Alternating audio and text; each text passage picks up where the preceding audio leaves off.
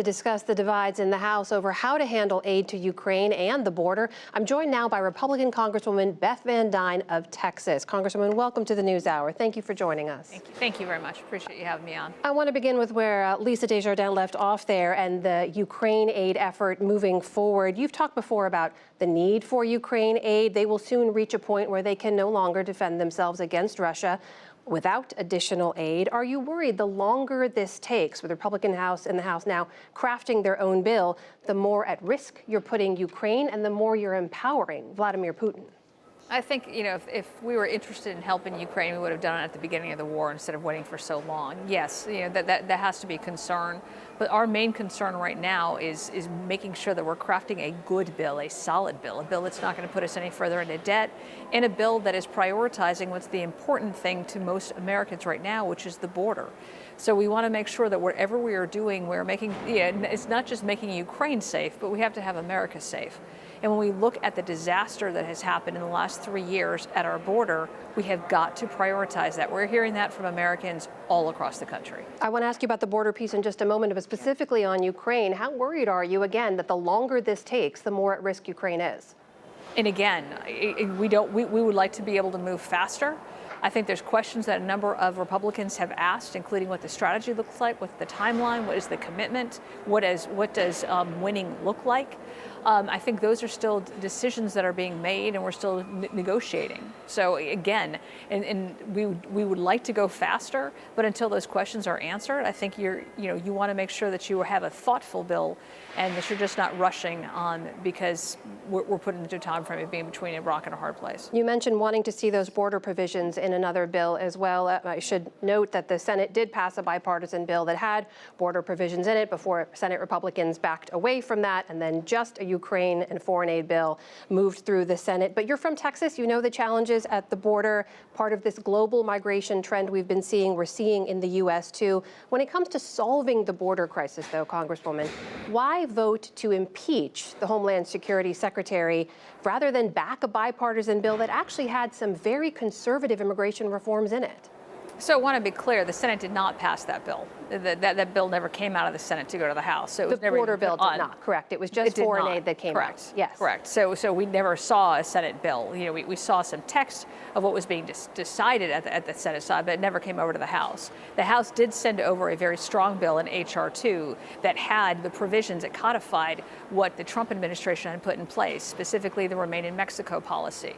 It was ending catch and release. It was fortifying the relationships between Immigration and Customs Enforcement and local law enforcement and state law enforcement. If I may, Congresswoman, as you know, the Senate did not take that bill up. Correct. And that's what I'm saying. You asked what the House is doing to be able to look at border, what has to happen. And I think what has to happen is that bill needs to be taken up. H.R. 2 needs to be taken up. I think if the Democrats in the Senate were serious about border security, they would look at the provisions that were in that bill. They would recognize that this is not just a thoughtful bill, but this is a bill that is based on solutions that had worked in the past. The part of the Senate bill that we really did not think was it was going to be dead on arrival was the allowance of 5,000 to 8,500 people, illegal immigrants coming into our country a day. Under the Biden administration, we have Congresswoman, if I may, actually, numbers. the automatic trigger to shut down the border was when it actually reached the threshold of 5,000 a day as a daily. Actually, the 5,000, that's not accurate. It was 5,000 on average for a 7-day period, for a week period, but it was 8,500 in one single day. So if you do the math, that's nearly 2 million people coming over a year. Well, for those numbers, some recently we've been seeing those numbers. The border would have been shut down had that kind of automatic trigger been in place. So had they been looking at H.R. 2, what we saw under H.R. 2 when those policies were in place was less than 1,000 people coming in our border every day, as opposed to 5,000. If they just were to take the policies that the Biden administration from day one took off the table, we could already have had a secure border, and we would not see the ridiculous record numbers of people coming into our border every day in what we've seen since the Biden administration took over. But you asked the question about Mayorkas and why it was necessary to impeach him. American people want to make sure that we are holding these folks accountable. When you have seen 10 million, actually I learned today from Chad Wolf that it's over 11 million people have come into our country illegally in the last 3 years. When you look at the deaths as a result of fentanyl coming in, over 110,000 dead Americans, 5 dead Texans every single day as a result of this coming over our border, we have got to get serious about border security and about Congresswoman, protecting. if I may, I'm sorry, I apologize for the interruption. I'm not sure about the 11 million number or the source for that. That's not what we've seen lining up with Border Patrol numbers. And also, as I'm sure you've noted before and seen before, Yeah, we had a briefing. fentanyl- Yeah, we had a briefing today with Chad Wolf, and that was the number that he had quoted. Fentanyl largely comes in through legal ports of entry, and the majority of it is brought in by American citizens, not from people seeking asylum at the and border. we say that because that's what we're catching. We're catching the drugs that are coming over through through our ports of entry. But the fact is we have absolutely no idea how much of that drug is coming through illegally that we don't catch. And I think it's a huge leap of assumption that we're saying, oh, no, it's only being brought in by Americans and it's only being brought in at ports of entry. Well, That's these are absolutely U.S. incorrect. government and Border Patrol numbers, figures, and characterizations. Yeah, but that's absolutely, What- it's only catching what's coming through those ports of entry. It's which is not the catching vast what we majority don't of the see. fentanyl coming But into the country you have no right now. idea. But that's the problem, is you don't know. You don't know. We're assuming that of the getaways, that are coming through, they're not being caught. So the answer is we really have no idea how much it's coming in that we're not even seeing.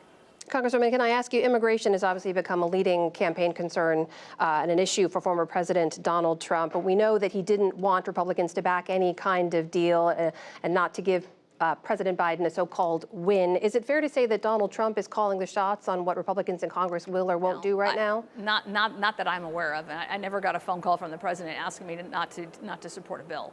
I think what we want is our border secure, and what we saw for the bill that was coming out of the Senate is it was going to normalize the record rates of people coming over. It was going to further incentivize people coming over by giving them work permits. It would not have secured our border. It would not have prevented illegal immigration. It would only have made the problem worse. Republican Congresswoman Beth Van Duyne from Texas joining us tonight. Congresswoman, thank you for your time. We appreciate it. Thank you very much. Appreciate it. Thank you.